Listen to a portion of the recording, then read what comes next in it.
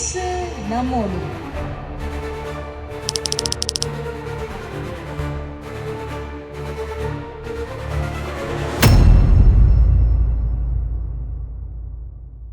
ஹல்லேலூயா. ஆண்டவராகிய இயேசு கிறிஸ்துவின் நாமத்திலே இயேசு நம்மோடு இந்த நிகழ்ச்சியினூடாக உங்களை சந்திப்பதிலே மிக்க மகிழ்ச்சி அடைகிறேன். அருமையான தேவ பிள்ளைகளே, இந்த நாட்களில் தேவனுடைய வசனத்துக்கு திரும்புங்கள், தேவ வார்த்தையில வாழ ஒப்புக்கொடுங்கள். அப்பா மகிமையான காரியங்களை உங்க வாழ்க்கையில குடும்பத்தில் செய்வார். அருமையான தேவ பிள்ளைகளே, இந்த 2025 உலகத்திலே அழிவுகள், அங்கே நாங்கள் எதிர்பாராத காரியங்கள் சம்பவிக்கிறதை பார்க்கிறோம், கேட்கிறோம். இந்த நாட்களில் தேவனுடைய பிள்ளையா இருந்தால் உலகத்தாருக்கு சம்பவிப்பது போல தேவனுடைய பிள்ளைகளுக்கு சம்பவிப்பதில்லை என்ற வசனத்தின்படியே தேவன் தம்முடைய பிள்ளைகளை சபையை காத்து நடத்துவார். இந்த நாட்களில் தேவனுடைய பிள்ளையாய் நாம் இருக்கிறோமா என்று தேவ சமூகத்தில் ஆராய்ந்து பார்த்து தேவனோடு நாம் நடக்கிற போது, தேவ வசனத்தில் நிலைநிற்கிற போது கர்த்தர் மகிமையான காரியங்களை செய்வார். இந்த நாளுமாய் தியானத்துக்கு தேவ வசனத்தை எடுத்துக்கொள்வோம். அங்கே ரோமருக்கு 12ஆம் அதிகாரத்தில் 2வது வசனம் இப்படி சொல்லுகிறது: நீங்கள் இந்த பிரபஞ்சத்துக்கு ஒத்த வேஷம் தெரியாமல் தேவனுடைய நன்மையும் பிரியமும் பரிபூர்ண சித்தம் இன்னதென்று பகுத்தறியத்தக்கதாக உங்கள் மனம் புதிதாகிறதுனாலே மர்வமாகுங்கள். அருமையான தேவ பிள்ளையே, எவ்வளவு அருமையான ஒரு தேவ வசனம்!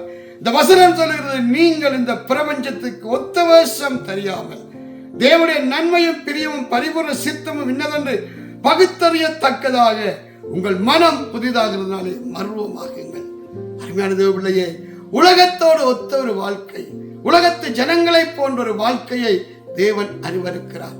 உலகம் பொல்லாங்கனிக்குள்ளே கிடக்கிறது, உலகம் பாவத்திலே அங்கே மூழ்கி போய் கிடக்கிறது. இந்த நாட்களில் தேவ பிள்ளைகள் பரிசுத்தத்திலே, உண்மையிலே, நீதியிலே அவர்கள் விளங்க வேண்டும். அதனால்தான் அப்பா சொல்லுகிறார், உலகத்துக்கு ஒத்த வேஷம் தெரியாமல். ஒரு போதும் தேவனுடைய பிள்ளைகளுடைய வாழ்க்கையில உலக மனுஷனுடைய வழக்கங்கள், பழக்கங்கள் வந்துவிடக் கூடாது. உலகம் தேவ பிள்ளைக்குள் வருமானால் அந்த பிள்ளை பரலோகத்தின் பிள்ளை என்ற மேன்மையை இழந்து உலகத்து மனுஷியாக மாறிவிடுகிறார்கள். அருமையான தேவ பிள்ளையே, ஆண்டவர் தம்முடையவர்களாய் இருக்கும்படி தன்னுடைய ஜனங்களை உலகத்திலிருந்து வேறு பிரித்தார் என்று பார்க்கிறோம். தனக்கேற்ற பரிசுத்தவான்களாய் இருக்கும்படிக்கு தேவன் எங்களை வேறு பிரித்தார். அதனாலதான் ரோமரிலே 8:12 அதிகாரத்திலே அங்கே 2வது வசனம் சொல்றது, நீங்கள் இந்த பிரபஞ்சத்துக்கு ஒத்த வேஷம் தெரியாமல் தேவனுடைய நன்மையும் பிரியமும் பரிபூர்ண சித்தம் இன்னதென்று பகுத்தறியத்தக்கதாக வசனம் சொல்லுகிறது, உங்கள் மனம் புதிதாகிறதுனாலே மர்வமாகுங்கள். அருமையான தேவ பிள்ளையே, பழைய மனிதனை களைந்து போட்டு கிறிஸ்து இயேசுவை நம்மில் தரித்துக் கொள்ளாமல் நம்முடைய மனம் புதிதாக முடியாது. அருமையான தேவ பிள்ளைகளே, இந்த நாட்களில் நீங்கள் தேவனுடைய ஆலயமா இருக்கிறீர்களா? தேவ ஆவியானவர் உங்களிலே வாசமா இருக்கிறாரா? தேவ ஆவியினால் நடத்தப்படுகிற அனுபவம் இருக்கிறதா? தேவ ஆவியானால் நடத்தப்படுகிற போது பரலோக காரியங்களுக்காக, தேவ சித்தத்துக்காக நீங்கள் ஏங்குவீர்கள், அதையே பின்பற்றி ஓடுவீர்கள். இன்றைக்கு உலகத்தின் காரியங்களை வாஞ்சிக்கிறோம் என்றால் தேவ ஆவியினால் நடத்தப்படுகிற வாழ்க்கை இல்லை. உலகத்தின் மேல் நாங்கள் அன்பு கூர்ந்து தேவனுடைய காரியங்களை அங்கே அசதியாக செய்கிற மனுஷனாக மாறிவிடுவோம். நமக்குள்ளே மர்வமாகிற அனுபவங்கள் இல்லாமல் போய்விடும். அருமையான தேவ பிள்ளையே, தேவனுடைய பிள்ளையாய் நீங்கள் வாழ்ந்தால் அவருடைய நன்மையும் பரிபூர்ண சித்தமும் இன்னதென்று பகுத்தறியத்தக்கதாய் மனம் புதிதாகிறதுனாலே மர்வமாகுங்கள். ஒவ்வொரு நாளும் ஒவ்வொரு செகண்டும் ஒரு மனம் திரும்புகிற அனுபவம். வேத வார்த்தையை ஆராய்ந்து பார்த்து தேவனுடைய வார்த்தை என்ன சொல்லுகிறது என்ற அந்த சத்தத்துக்கு செவி கொடுத்து அதை கை கொண்டு வாழுகிற போது மர்வமாகிற அனுபவம், மேன்மை நம்முடைய வாழ்க்கையில வந்து விடுகிறது. இன்றைக்கு ரட்சிக்கப்பட்டு 10 வருஷம், 15 வருஷம், 20 வருஷம், 25 வருஷம் என்று சொல்லுவது மேன்மை அல்ல. கிறிஸ்து இயேசு எவ்வளவாய் நமக்குள் உருவாகி இருக்கிறார், கிறிஸ்துவின் சாயல் எவ்வளவாய் நமக்குள்ள இருக்கிறது என்பதுதான் அந்த மேன்மை. அருமையான தேவ பிள்ளையே, ரோமருக்கு 8ஆம் அதிகாரம் 29வது வசனம் சொல்லுகிறது, அவர் எவர்களை முன்குறித்தாரோ அவர்களை தன்னுடைய குமாரனுடைய சாயலுக்கு ஒப்பாய் மாற்றுவதற்காகவே நம்மை முன்குறித்தார். இன்றைக்கு கிறிஸ்து நமக்குள்ள உருவாக வேண்டுமானால் நம் மனம் புதிதாகிறதுனாலே நாங்கள் மர்வமாக வேண்டும்.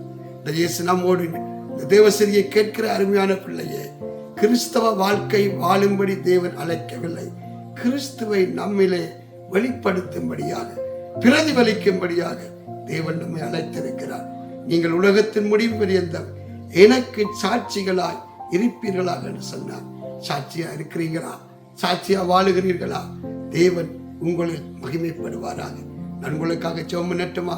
தகப்பனே, இந்த நாளிலுமாய் உலகத்துக்கு ஒத்த வருஷம் தெரியாமல் தேவனுடைய நன்மையும் பரிபூர்ண சித்தம் என்னதென்று பகுத்தறியத்தக்கதாய், மனம் புதிதாகிறதுனாலே ஒவ்வொரு பிள்ளைகளும் மர்வமாகத்தக்கதாய் அனுக்கிரகம் செய்யுங்க. பாவத்தை விட்டு பரிசுத்த வாழ்வுக்கு தங்களை அர்ப்பணித்து ஒவ்வொரு நாளும் மனம் திரும்பி தேவ சமூகத்திலே தங்களை அர்ப்பணித்து மேன்மைகளை காணத்தக்கதாய் அனுக்கிரகம் பண்ணுங்கப்பா.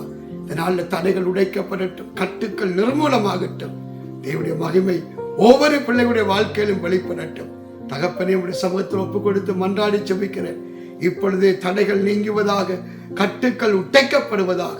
இந்த வருஷத்துல ஒவ்வொரு பிள்ளைகளும் தேவனுடைய பிள்ளைகளாய் தேவ ஆவியினால் மறுபடியும் ஜெனிப்பிக்கப்பட்டு தேவ ஆவியினால் நடத்தப்படுவர்களாய் இருக்க அனுக்கிரகம் செய்யுங்க. இப்பொழுது தடைகள் நீங்கட்டும், கட்டுக்கள் உடைக்கப்படட்டும்.